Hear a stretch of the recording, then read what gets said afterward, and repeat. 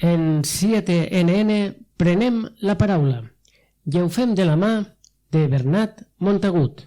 Bernat Montagut és doctor en Ciències Històriques, catedràtic de Geografia i Història i acadèmic de Belles Arts, a més de novel·lista y escritor y amic. Bernardo, novelista, has publicado 7 novelas. Los Pañoletos, la séptima, sí. Independientemente de que ahora hablaremos también de todo lo demás que has escrito, pero ¿cómo definirías la novela histórica? Porque Los Pañoletos es una novela histórica. Sí. ¿Cómo la definirías? ¿Ficción, realidad? Es decir, ¿te apoyas en las dos cosas? Sí, lo acabas de definir muy bien. La novela es ficción, la historia es realidad. Pero claro, incluso pensemos que la historia que nos ha llegado es totalmente subjetiva. Por tanto, ya incluso esa historia parte, digamos, de una valoración muy relativa. Pero sobre todo has de pensar en un argumento que le puede interesar al lector, pero con una sólida base de investigación, que lo que has dicho, aparte de amigo, lo que creo que me sirve como base es la formación que tengo como investigador. Por tanto, ficción y realidad, como has dicho muy bien.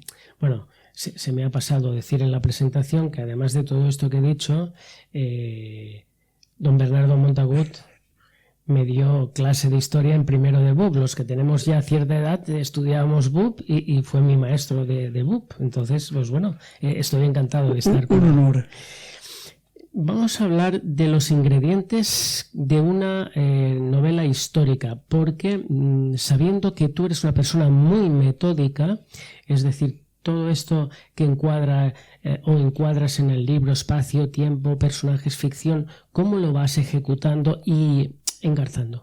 Sí, lo fundamental es tener una idea, que incluso podemos comentar cómo han surgido ejemplos prácticos algunas novelas. Tú tienes una idea, has pensado en algo que se te podía haber ocurrido viniendo aquí a los estudios en taxis, hablando con el taxista o ver una persona por la calle. Tienes una idea, y esa idea incluso puede pasar años madurando en la cabeza, que es como pasará con esta novela del Españoleto. Tienes una idea, y entonces tienes que leer. Mi pasión enorme desde los 8 o 9 años ha sido la lectura. Mi abuelo tenía 2 abuelos, uno molinero y otro era médico. Entonces me regalaba libros de Emilio Salgari, libros de aventuras increíbles de piratas, bucaneros, indios, exploradores. Entonces, digamos, la lectura es la que te conduce hacia, digamos, una idea y un pensamiento, que es, a partir de la lectura, en cualquier novela, tú tienes una fuente documental muy importante. Puedes averiguar e investigar archivos de primera mano o bibliografía. La bibliografía es extensísima. Y desde hace años ha salido una lotería que es Internet. O sea, ahora mismo le preguntamos al móvil, oye, por favor, el segundo matrimonio de Germana de Foix, con Brandenburgo tal, te cuenta el romance. Claro, has de tener el criterio para ver si es una historieta o es una historia. Pero decimos muy bien, lo primero es el tiempo. ¿En qué momento vamos a situar la acción? He tenido el lujo de estar con los musulmanes, la Edad Media, el Renacimiento, el Barroco, incluso la actualidad con algunas novelas en torno al Vaticano. Ya tenemos un tiempo, y ese tiempo es de estudiarlo a fondo, que no puedes engañar a nadie. Has de saber, digamos, la tecnología, los instrumentos, el transporte, lo que hay. Recuerdo cuando fui de Roma a Nápoles para averiguar una cosa en una novela, por internet, que lo hacen todo, pedí el billete. Bueno, hasta hace 4 días todavía me seguían mandando los trayectos de los billetes, porque quiero saber, que es distinto de nuestras películas de vaqueros, que empezaba la película, el chico cogía su montura, estaba todo el día cabalgando y se hacía de noche y el caballo aún seguía. Pues un caballo puede andar 10 o 20 kilómetros, no lo mismo el trote que el galope, que el paso. Yo estudiaba en aquel momento lo que un caballo iba. Claro, ¿qué distancia hay de aquí a Madrid? ¿Cuántas postas? Tú estás hablando del tiempo. Por lo tanto, no puedes meter un gazapo de que alguien se consuma un producto que todavía no exista. Después, ya tenemos el espacio, que es ver exactamente dónde se relaciona. Yo he tenido la suerte, gracias a mi profesión, ya que a mi mujer también le encanta viajar, de ir a todos los lugares donde he pensado que se desarrollase potencialmente la acción. Tú partes con una idea, pero luego esa idea va cambiando porque surge el tercer elemento, que son los personajes. Hay personajes históricos y personajes de ficción. Por ejemplo, yo en la novela Don Carlos, Príncipe de Tinieblas, preparé, porque le tenía mucha manía, 2 atentados contra Felipe II. Pero yo no pude matar a Felipe II, pero casi. Lo que está claro es que hay que respetar a partir de ese personaje histórico de ficción, es el que te mueve la historia. Por ejemplo, la novela esta del Españoleto es un hermano pequeño de Rivera. El padre de Rivera era zapatero de Játiva. Se casó en 3 ocasiones. Y entonces el primer matrimonio nace José Rivera, el pintor, y su hermano Juan. El segundo nació alguien que no me interesa, y el tercero se casó con una viuda. Y creo que no pudo tener hijos, o tuvo o no lo sé. Pero claro, si me interesa que el jovencísimo Rivera ansíe ir a Nápoles para ver a su hermano, no tienen que ser de la misma quinta de la mili. Entonces ese personaje, si alguien lo ve, me pregunta, ¿es verdad o ficción? Pudo ser. Entonces, esos personajes de ficción, la novela anterior, la del Papa Luna, efectivamente surge un muchacho que es herborario, que actúa, que prepara las pócimas contra el envenenamiento del Papa. Entonces, siempre hay personajes reales y personajes de ficción. Es una cosa muy, muy cierta, que ya lo dijo Unamuno, no recuerdo en algún momento concreto, en una novela, creo que era Niebla, un personaje le dice, usted, don Miguel, escribe, pero yo cobro vida y usted dejará ya de manipularme. Entonces, en un momento te surge alguien que en un momento que vende setas venenosas o que es un sicario y ese personaje entra en acción. Solo planificar la estructura muy sólidamente, pero la novela está viva, sé cómo empieza, pretendo cómo acabe, pero en medio la dinámica funciona. Evidentemente, los pasos que sigues cuando te planteas esta novela histórica, es decir, bien has comentado, lecturas, viajes, luego un esquema tipo cinematográfico. Completamente, es un guión. Estudié libros de Woody Allen y también libros de trama, y entonces verás, si trajésemos un papel, que pongo espacio, tiempo, personajes, protagonistas, antagonistas y un pequeño resumen del plano, la escena y la secuencia, que luego varían.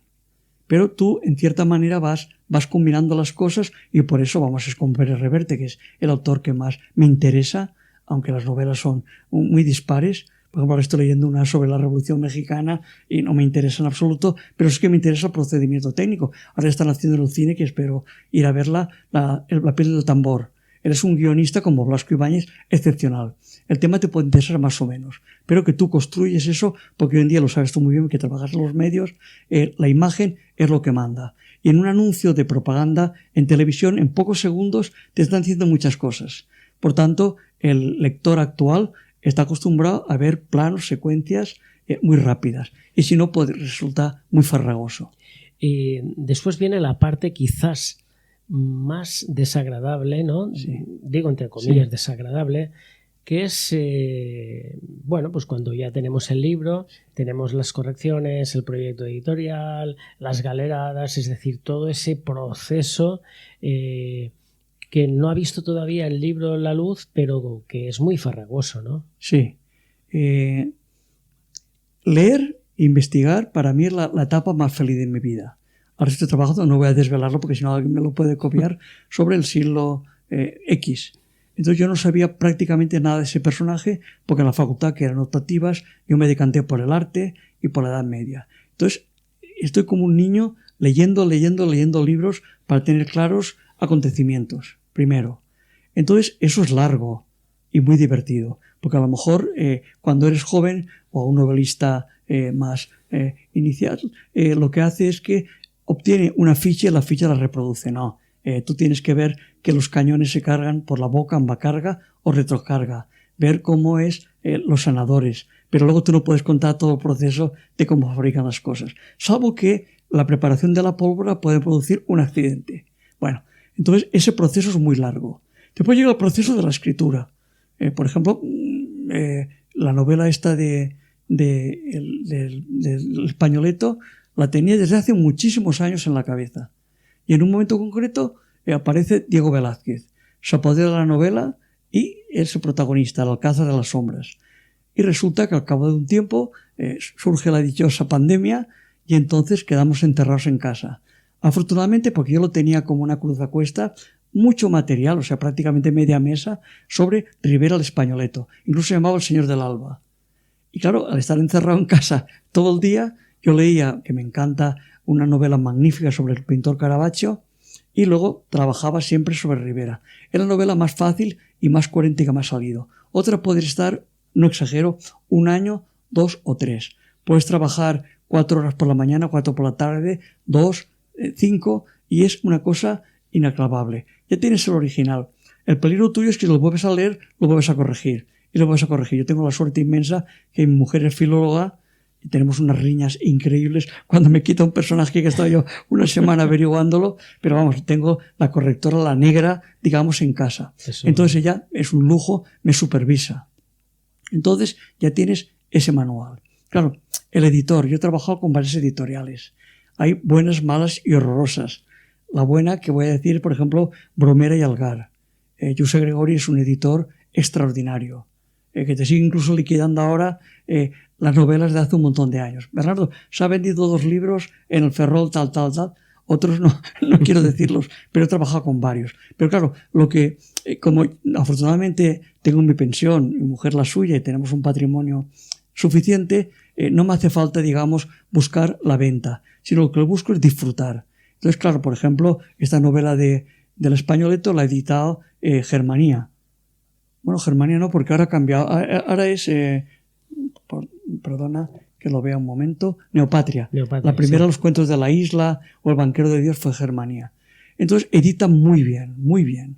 Entonces, yo prefiero que editen bien, aunque después la liquidación pues sea un poquito más subjetiva. Tienes un material, tú desde el primer momento estás pensando en una portada. Por ejemplo, yo tengo la suerte de tener amigos pintores. Vi en Játiva una exposición extraordinaria de Rafael Armengol y vi el cuadro y dije, ese es el cuadro que me interesa. Una cabeza de una medusa del Caravaggio y un ángel como una trompeta de Armengol. Entonces, ese proceso llega. Entonces, el editor lee, pues sí, interesa, no interesa, o quita tantas páginas, pon tanto. Entonces, he jugado con varios, intentando sobre todo que la novela llegue al público. Ahí dice, yo tengo 20 o 30 novelas guardadas en un cajón. Pues bueno, debe ser frustrante. Yo no escribo si no tengo a la vista de que se publique. Y sobre todo intento, y por eso me agradezco mucho a los medios de difusión, que el editor por lo menos recupere el dinero que ha invertido con mi persona. Tiene la suerte que mi texto ya prácticamente no hace falta muchas correcciones y le aporto también la portada y las ideas de la experiencia acumulada. Pero es tremendo. Luego llega el momento de la presentación. La última, pues yo qué sé, pues en Játiva, La patria del Españoleto, en Alcira, en su momento en Valencia, en el ámbito cultural del Corte Inglés. O sea, intentas buscar el sitio. Cuando con Bromera, el Alcázar de las Sombras, que quedó finalista de la Premio Azorín y ganó Alfonso Magnánimo, la editorial apostó y me llevó a Madrid a la Feria del Libro. Pero claro, estaba sentado en toda caseta, número 40, y te decían, Camilo José Cela en la 7, Antonio Gala en la 21, y en la no sé qué, Bernat Montagut. Claro, algunos se acercó por curiosidad a ver si existía, pero claro, eso, digamos, es bonito, pero es frustrante. Pero, por ejemplo, Pablo Moto, recuerdo, yo no lo conocía, en la Feria del Libro de Valencia, que hasta varias ocasiones, tenía una cola enorme. Digo, ¿ese quién coño es? Pues ese es Pablo Motos, un radiofonista extraordinario. Entonces, claro, o Aperas, que ha escrito una novela de autoayuda o lo que sea. Pero claro, el proceso luego todo es dinero. No es lo mismo. Sí. Bernat, ¿Rivera es un español para los napolitanos o un italiano para los españoles? Es un dilema que se tiene. Te voy a contar una anécdota muy rápida. Fui a Nápoles y estaba dando vueltas por allí. Era la segunda vez que iba, pero fue un viaje de ida y vuelta de Roma. Soy un despistado. Mi mujer, cuando sale de casa, ¿llevas dinero? Sí. Y aquel día encima llevaba una fortuna. Pero yo no lo sabía y, por supuesto, la visa. Pero bajando vi una librería extraordinaria. Y había un libro de Rivera magnífico, encuadernado, con tapas duras, toda la historia. Y pregunté, ¿qué vale tanto? Y empecé a registrar los bolsillos y poner en el mostrador los billetes. Y no llegaba. Y el señor aquel me dijo, como tiene tanto entusiasmo por Rivera, le voy a dejar el precio que quiere usted pagarme por el libro. Ah, muchísimas gracias. Y cuando salgo dice, pero usted me ha comentado que ha venido de Roma, tendrá que cenar. Pues tome 10 euros para que se tome un bocadillo. O sea, quiero decir que Rivera en Nápoles, que fue en cierta manera lo que me motivó, es el pintor más importante. era un tío espabilado, era de Játiva. Entonces el hombre se acoge a los virreyes españoles y le protegen, le ayudan, le compran cuadros, pinta para los lugares mejores. Entonces, digamos, dentro del mundo italiano es un pintor italiano que sigue la estela, aunque luego cambia estilísticamente, del Caravaggio. Y para los españoles es un italiano. O sea, aquí tenemos a Velázquez, a Zurbarán, a Alonso Cano, Murillo, pero la suerte que hemos tenido es que todos los virreyes, aparte de cobrar comisiones por su gestión, siempre que regresaban a España para quedar el rey Felipe IV, que los mandase a galeras, le regalaban cuadros de Rivera. Entonces, claro, muchísima obra de Rivera la tenemos en el Prado y el Escorial. Por tanto, podemos jugar ambas cosas. Es un pintor italiano por su creación y un pintor español por su nacimiento. En la novela abordas sobre todo las penalidades del españoleto. Sí. Sin desvelar mucho, sí, no, porque bueno, necesitamos que la gente compre la compre el novela. libro, el editor gane dinero y me publique la próxima novela. Y Miguel Ángel, sí. Sí. Bueno, sí, ¿cuáles fueron que estas? sería casi decir qué pretendes hacer, o sea, Correcto, qué es lo que pasa ahí. Bueno, pues vamos a ver. Yo, quizá no sé por qué, siempre he recuperado personajes malditos. La primera novela, Yasira, a San Bernat lo mata a su hermano con un clavo tremendo aquí.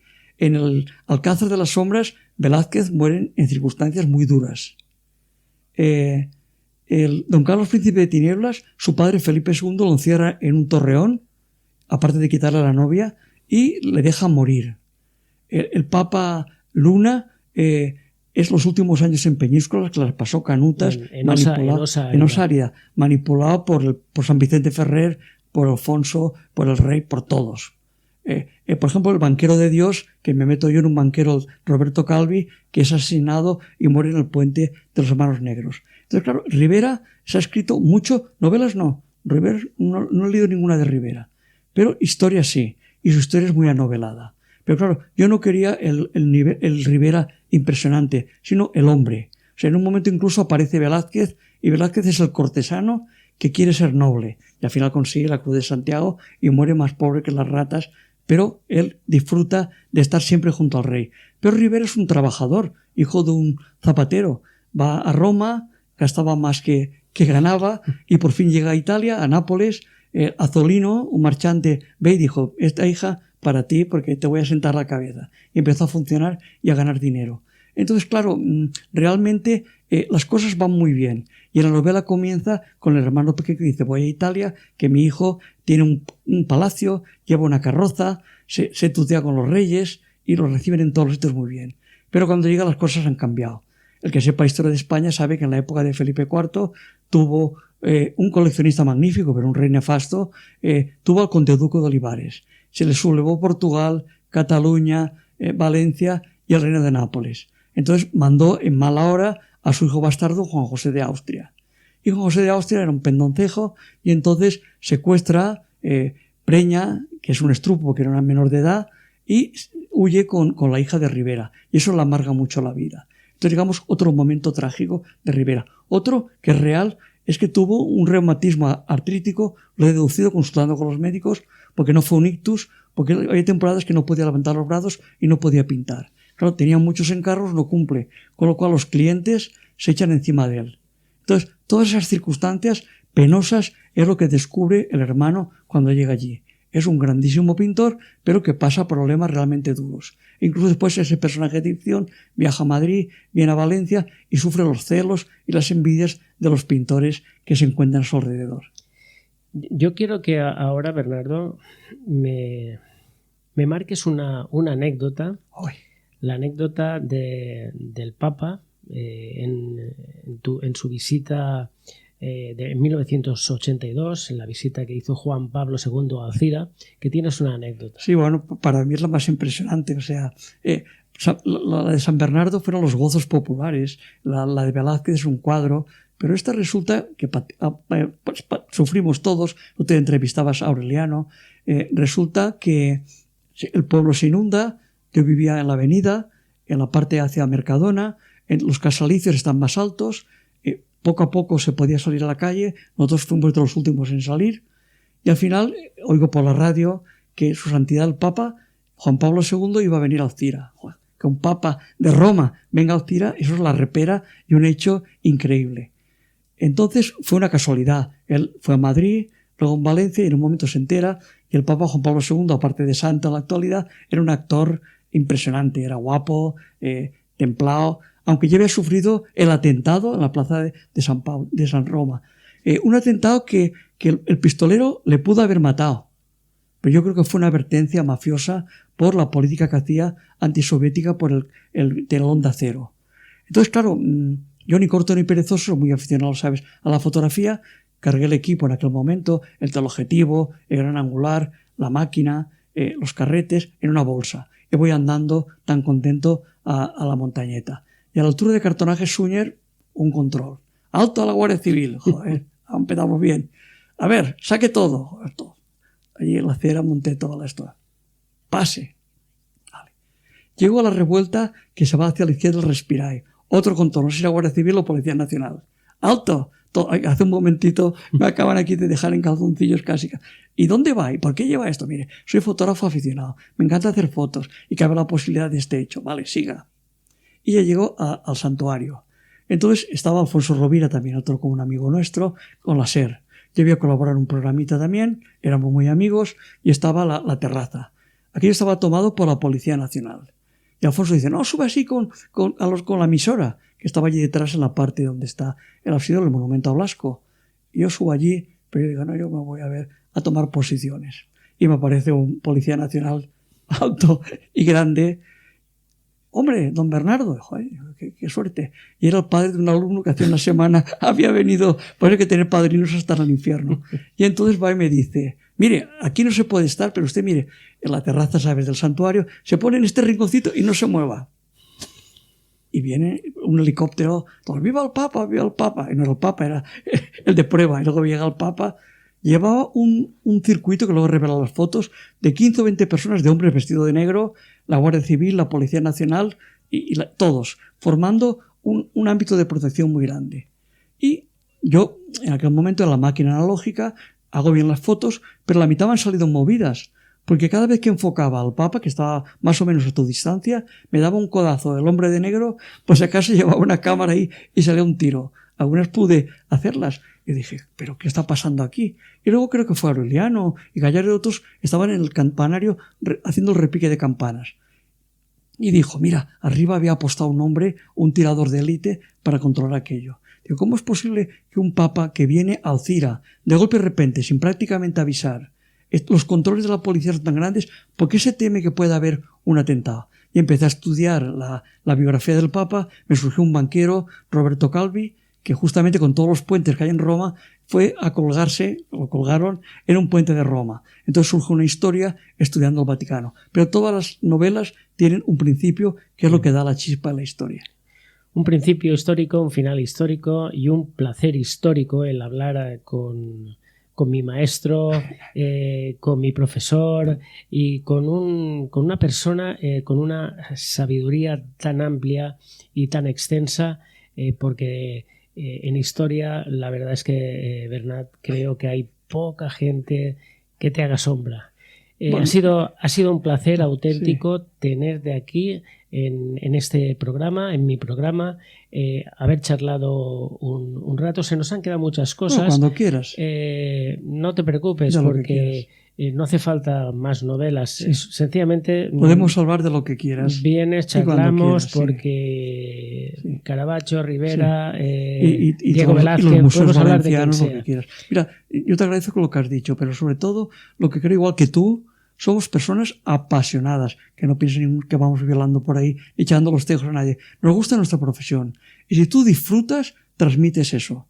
Yo recuerdo en clase, y termino, cuando acababa la clase, muchos alumnos decían, y llegaba una persona de física o matemáticas que los ponía todos en fila. Y a veces esos de la ESO, que eran increíbles, decían, cuente maestro, cuente. Entonces, si hemos disfrutado con nuestra profesión, da lo mismo que plantes un árbol, que escribas una novela, que hagas entrevistas tan interesantes como las que estás realizando ahora. Disfrutamos, lo pasamos bien, oye, que nos quiten lo bailado. Muy bien. Bernat, muchas gracias. Y a todos ustedes, invitarles a que lean esta novela, Lo Españoleto, una historia de un español napolitano o un napolitano español, no lo sé, decídanlo ustedes.